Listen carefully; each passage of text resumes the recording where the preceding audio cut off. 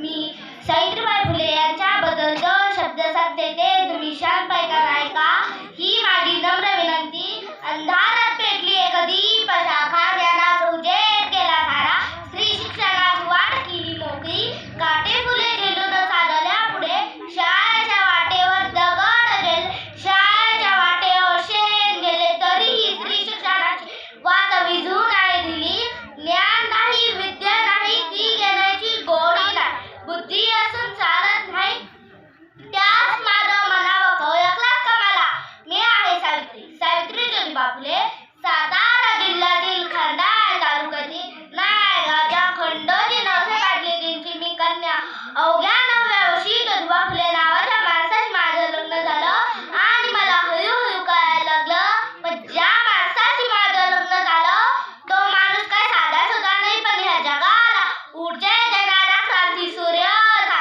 त्या काही बाळांना अंबर आवरण्याची सोय नव्हती. बाईच्या जातीने कसं आपण भलं, आपलं घर भलं आणि आपल्या घरातली माणसं भले. स्त्री पुरुष उच्च नीच गरीब श्रीमंत असायलाही भेदभाव होता.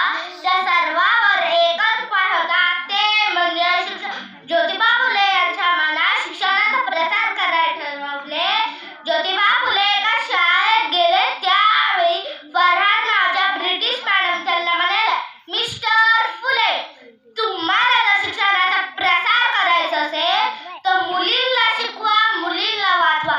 एक मुलगा शिकला ना तो एकटा शहाणा होतो, एक मुलगा शिकला ना तो एकटा शहाणा होतो, पण एक मुलगी शिकली ना त्या घराला शहाणे करून टाकते.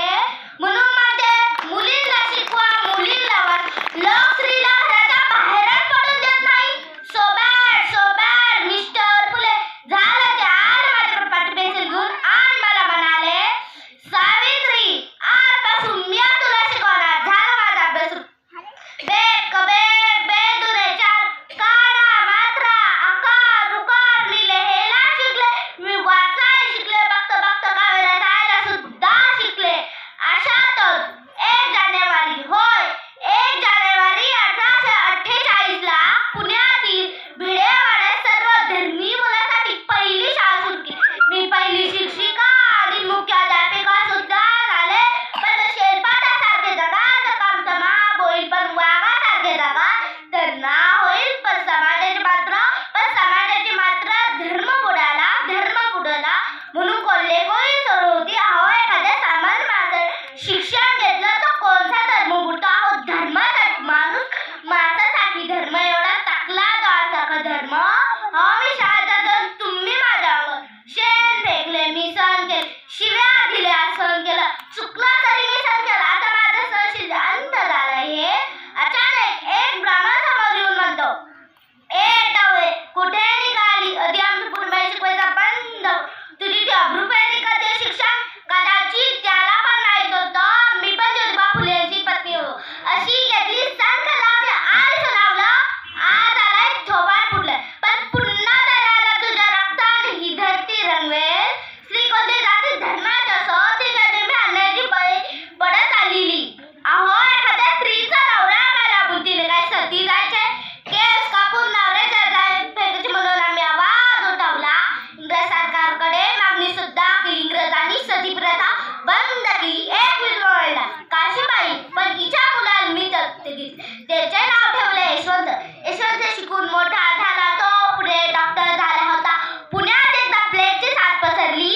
काखेत गळून माणसे पटापटा मरू लागली होती. त्यावेळी मी यशवंताला सांगितले, यशवंता, आता आपल्याला हॉस्पिटल उभारावे. यशवंताने हॉस्पिटल उभारले. मी आणि यशवंत रुग्णाचा उपचार करीत असताना पण प्लेग हा संसर्गजन्य होता. मला आणि यशवंतालाही माहित होते. मी जगलो समाजासाठी, समाजाची सेवा करीत असताना मरण पत्करले तरी मरणार तुझे स्वागत आहे. सावित्रीबाई झाले. बघता आमच्या 18 शाळा झाल्या. पुण्यात एकदा जोरदार पाऊस पडत होता. रस्त्यावर चिखले झाले होते, तरी सावित्रीबाई फुले हातात छत्री घेऊन शाळेकडे चालल्या होत्या. आजूबाजूचे काही लोक कुजबुजत म्हणाले, आज ही बाई शाळा बंद ठेव. मी बसोकट पाहत म्हणाले, पाऊस थांबेल पण मुलीचं भविष्य थांबू नये. मी शाळा